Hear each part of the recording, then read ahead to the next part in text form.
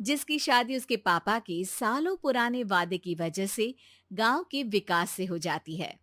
शिल्पा की सास पुराने ख्यालों की होती है।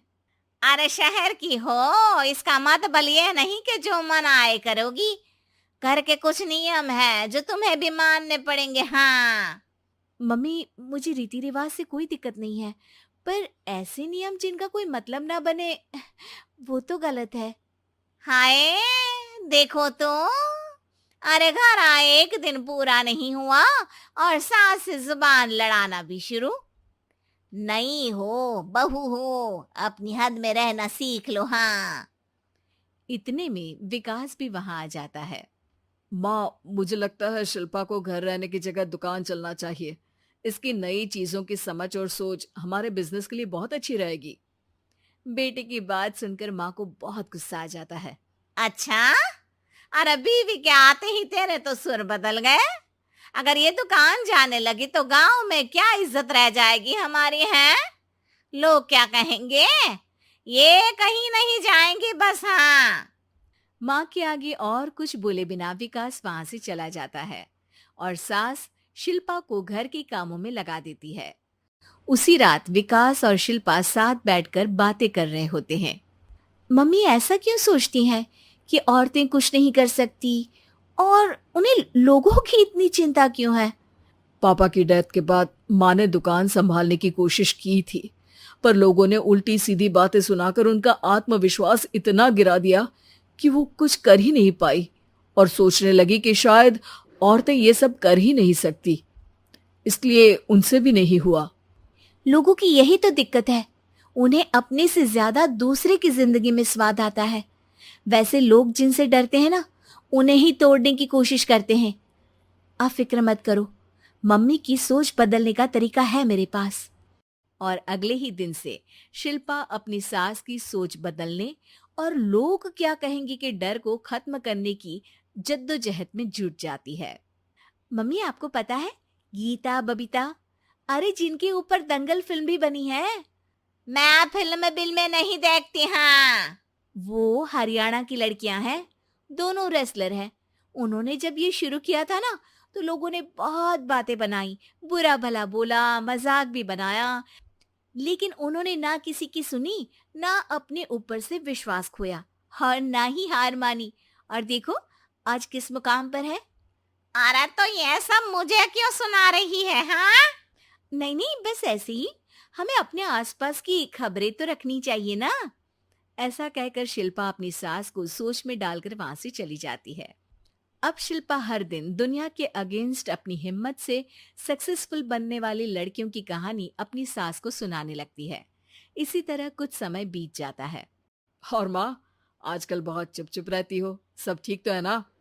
बस कुछ सोचती रहती हैं, इसीलिए ज्यादा बोल नहीं पाती। ऐसा क्यों हुआ माँ? कोई दिक्कत है क्या? अरे तेरी पत्नी ही दिक्कत है। है? मैंने क्या किया? अरे रोज मुझे कुछ समझाने के मकसद से एक नई कहानी सुनाती है, पर खुद नहीं जानती कि मुझे सब पहले से पता है। हाँ। तो फिर दिक्कत क्या है माँ?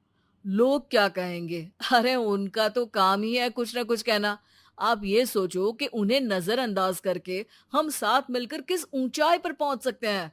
बेटे और बहू की बातों से सोच में पड़ी माँ वहां से चली जाती है। अगली सुबह सबसे पहले तैयार सास आवाज लगाकर बेटे और बहू को बुलाने लगती है। अरे कहाँ सोते पड़े हो दोनों? किसी को घर में कोई काम नहीं है क्या? हाँ। सास की आवाज सुन शिल्पा भागती हुई कमरे से बाहर निकल आती है, जिसके पीछे विकास भी बाहर आ जाता है। मम्मी, आप इतनी सुबह तैयार होकर कहाँ जा रही हैं? अरे किसी नई शुरुआत से पहले भगवान का आशीर्वाद बनता है या नहीं? मैं सीधा दुकान जाऊंगी, तुम काम निपटा कर आ जाना है। सास की बात सुन शिल्पा और विकास खुशी से फूले नहीं समाते।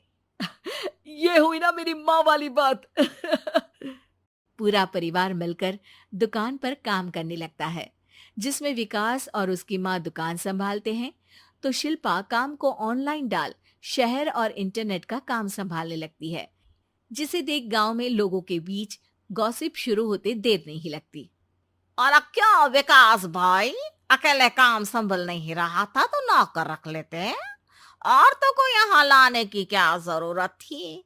इन्हें घर में जो काम बोलो वो तो सही से करती नहीं, यहाँ आकर तो तुम्हें डुबा ही देंगी।